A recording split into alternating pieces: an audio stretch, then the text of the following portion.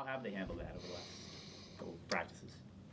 It's never where we want to be. It's way better than when we started. At the end of the day, we've got to do a better job as coaches. I think we've done a pretty darn good job up to this point. Just terminology over and over and over, and trying to kind of close the lackadaisical gaps, the technique flaws. And so we've done a pretty good job, practice pace. Obviously, we've tackled in a few different situations. Thus far, it's good. Sometimes you find out how well you tackle when you don't tackle as much. So I know they say practice makes permanent, but sometimes just working on the tackling aspect and not tackling every day can almost kind of give you some mental relief a little bit, knowing you're working the technique before you get there. But physicality wise, it's been good. Never where it needs to be. Always yearning for more.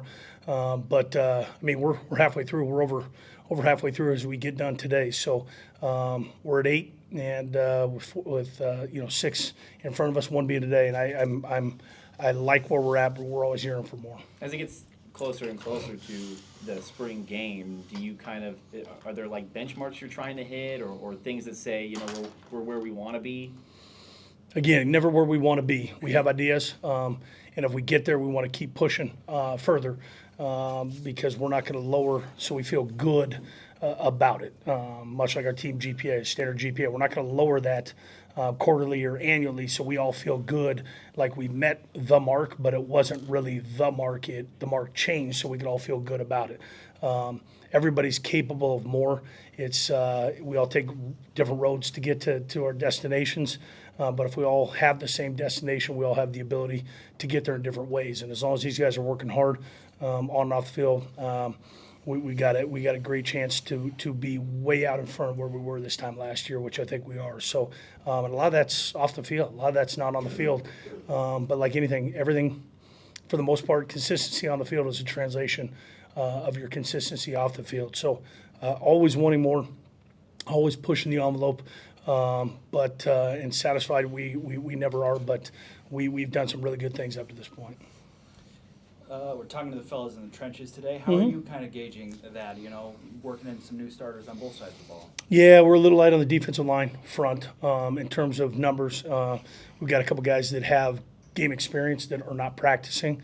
So it's probably been a little bit cleaner pocket at times than we would normally be accustomed to, just because the competitive level is just different when you play against guys that haven't done the collegiate thing very much at all. Those guys have held up. They've believed in the message from both sides. And any team will tell you, it starts up front. It doesn't matter what kind of offense or defense you run.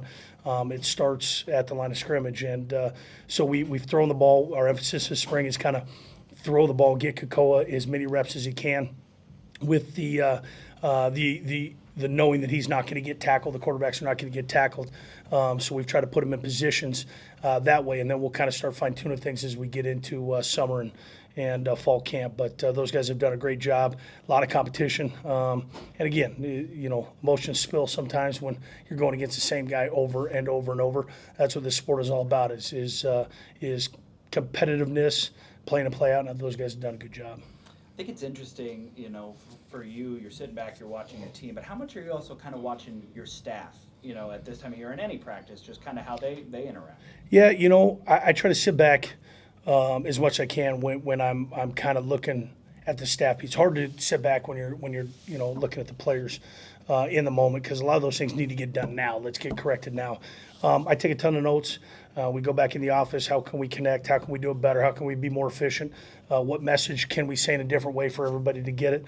So those are two different worlds kind of that I live in as a head coach, or at least the way we do it or I do it here, is that sometimes it's in the moment with the players, and then it's post moment with the coaches, getting ready for the next one. But it's you got to trust your coaches. You're only as good as your coaches, and so those guys have done a good job in spring. No matter what coaches are here, what players are here, that's where you kind of develop the cohesiveness and the chemistry, and you learn about each other. And so if you're always in the mix, you're never going to find the real them or find the real you. And so we'll take spring and we'll thoroughly look at it, not just from an X's and O's standpoint. What can we do better as we head into fall? But our coach has done a great job to put them in position to be successful in the 7 practices thus far. Sticking with the physicality aspect, so we're a while out until games actually matter. You're wanting to see a lot more from the guys. Would you rather them be overly physical in the game start and tone it down than rather come in a little, hesitant and have to try and ramp that physicality up in season? So our philosophy here is Sunday through Friday, make it more difficult than Saturdays are. If Saturdays feel harder than Sunday through Friday, then we're not doing a good enough job to get them ready. So whether it be chaos, whether it be music, whether it be competitiveness, put them in vulnerable situations on the field, kind of back against the wall stuff, all that stuff, we put them in precarious situations. So then Saturdays, they just play. I mean, our coaches coach from the sidelines, just like they do in game. We try to simulate situationally as much as we can in practice. So the game field is the same way as practice field. You come off the practice field to get coached here, just like you come off the game field to get coached in between series. And so, there's some special situations where we'll do some stuff different. But if we're not making it hard enough, you're not doing it well enough, in my opinion. So I'd rather be more physical for those guys bothered at practice, so they take it out on a different logo come Saturday, rather than not be bothered at all and then get bothered in the game. We got bothered in games last year and didn't know how to react when we were bothered. So we've got to do a better job of bothering our guys and playing more angry during the week so we can play angrier on Saturday. You're no line coach at heart, so you probably I'm going to call a lot worse things than that. Yeah. I appreciate that. Yeah, you're welcome. Yeah, I thought you might take that compliment.